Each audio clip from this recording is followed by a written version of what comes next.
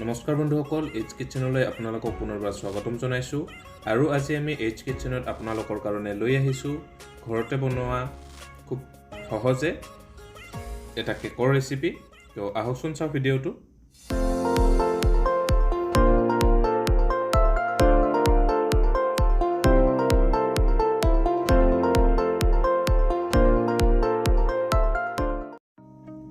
তো কেক বনোৱাৰ কাৰণে আমি লৈছোঁ এইটো এটা বল, আৰু তাত আমি দুটা কণী ভাঙি দিম। কণী দুটা ভাঙি দিছোঁ, আৰু কণী দুটা আমি খুব ভালকৈ ফেটি ল'ম।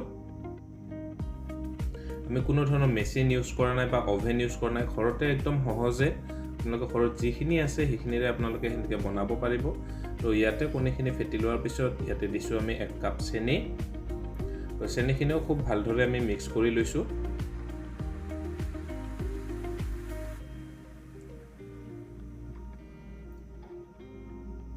আৰু চেনিখিনি মিক্স কৰাৰ পিছত আমি ইয়াতে দি দিছোঁ 1 কাপ ৰিফাইন তেল। ৰিফাইন তেলখিনি দিয়াৰ পিছত আমি আকৌ ভালদৰে মিক্স কৰি ল'ম।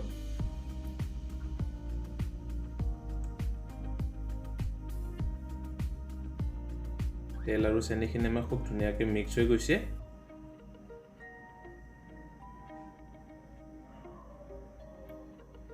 তো এতিয়া আমি এখন চেকনি লৈছোঁ, আৰু তাত দি দিছোঁ আমি 2 কাপ ময়দা।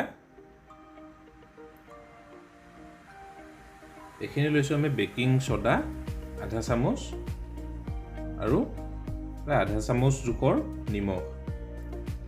তো এতিয়া চেকনিখনেৰে আমি ময়দাখিনি চেকি ল'ম। কিবা যদি ইয়াতে ময়লা বা কিছু বস্তু থাকিব পাৰে, গতিকে সেইখিনি আমি চেকনিখনেৰে আমি চাকি লৈছোঁ সেইকাৰণে। তো এতিয়া আকৌ ময়দাখিনি আমি ভাল ধৰণে মিক্স কৰি ল'ম।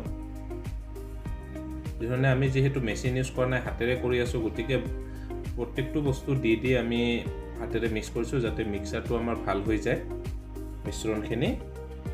তো আমাৰ মিশ্ৰণখিনি প্ৰায় ৰেডি দেখিছে। তো ইয়াৰ পিছত আমি ইয়াতে দি দিছোঁ গাখীৰ আমি একেবাৰতে 1 কাপ দি লোৱা নাই, আমি অলপ অলপকৈ গাখীৰ দি গৈছোঁ।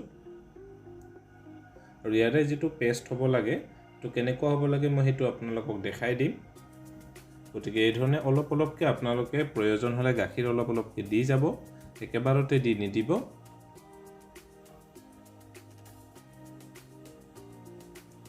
আৰু একদম ছফ্ট আৰু নৰম হোৱালৈকে এই ধৰণে মিক্স কৰি থাকিব। তাৰপিছত এটা এনেকুৱা ধৰণৰ টিফিনৰ বাতি এটা ল'ব, আৰু তাত দি দিব অলপমান ৰিফাইন তেল। আৰু ৰিফাইন তেলখিনি দিয়াৰ পিছত এই ধৰণে গোটেই বাতিটোৰ চাৰিওফালে এই ধৰণে তেলখিনি লগাই ল'ব। আমি একদম খুব সহজে ঘৰতে আপোনালোকে একদম ধুনীয়াকৈ বনাব পৰা নিচিনাকৈ আমি বনাইছোঁ। গতিকে কোনো ধৰণৰ আমি অভেন বা তেনেকুৱা ধৰণৰ মিক্সাৰৰ মেচিন ইউজ কৰা নাই, গতিকে একদম নৰ্মেলি আমি বনাই আছোঁ। তাৰপিছত 1 টুকুৰ আমি কাগজ কাটি লৈছিলোঁ বাতিটোৰ জোখৰ, তো সেই কাগজ টুকুৰা আমি তাত দি দিছোঁ। তো এই ধৰণে আপোনালোকে কাগজ টুকুৰা খুব ধুনীয়াকৈ তাত ছেট কৰি দিব।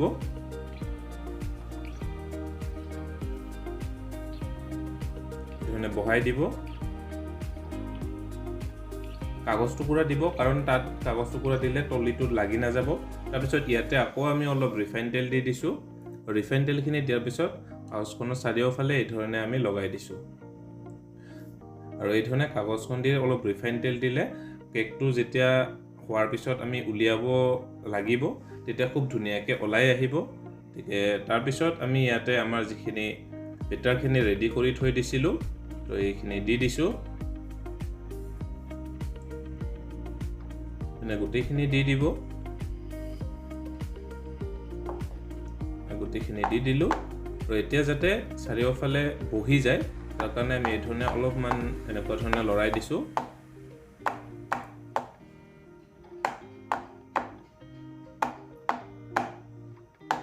একদম সহজ হয় কেক বনোৱা, গতিকে আপোনালোকে ভিডিঅ'টোৰ ষ্টেপবিলাক ফ'ল' কৰিব আৰু খুব ধুনীয়াকৈ এই ধৰণে আপোনালোকে ঘৰতে কেক বনাব পাৰিব তাৰপিছত আমি ইয়াতে কিচমিচ এড কৰি দিছো আপোনালোকে ইয়াত বাদাম বা কাজু ইউজ কৰিব পাৰে আমি অকল কিচমিচ ইউজ কৰিছো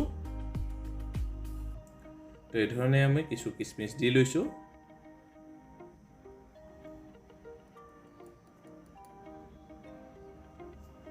আৰু কিচমিচখিনি দিয়াৰ পিছত আমি এটা কেৰাহী লৈছো আৰু এই ধৰণৰ এখন আপোনালোকে লৈ ল'ব তাৰপিছত আমি একদম 5 মিনিটৰ কাৰণে হাই ফ্লেমত কেৰাহীটো গৰম কৰি লম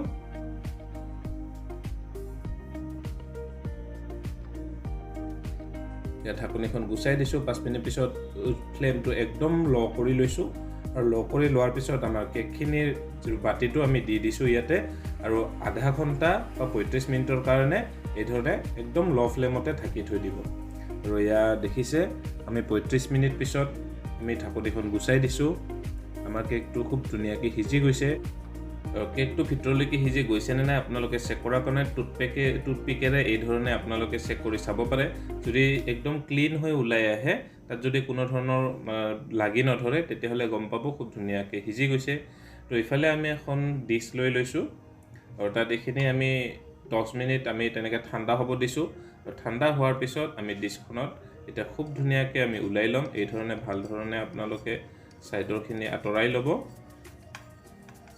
যাতে ভাল ধৰণে ওলাই আহে কেকখিনি এই ধৰণে কটাৰী বা আপোনালোকে যদি তেনেকুৱা ধৰণৰ এই থাকে উলিয়াই ল'ব তে দেখিছে খুব ধুনীয়াকৈ ওলাই আহিছে কেকটো তো এতিয়া আমি পেপাৰখন আঁতৰাই দিম কাগজ টুকুৰা কি ধুনীয়াকৈ আঁতৰি গৈছে দেখিছে লাগি ধৰা নাই স্টেপখিনি আপোনালোকে খুব ধুনীয়াকৈ ফলো কৰিব তেতিয়াহলে আপোনালোকে কোনো অসুবিধা নাপাব তো আমাৰ একদম কেকটো ৰেডি ইয়া দেখিছে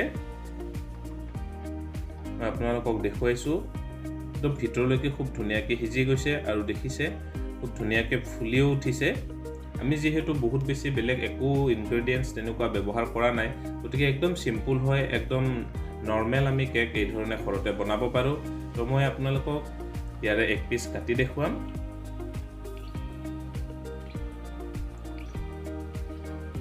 তো ইয়া দেখিছে মই আপোনালোকক দেখুৱাই আছো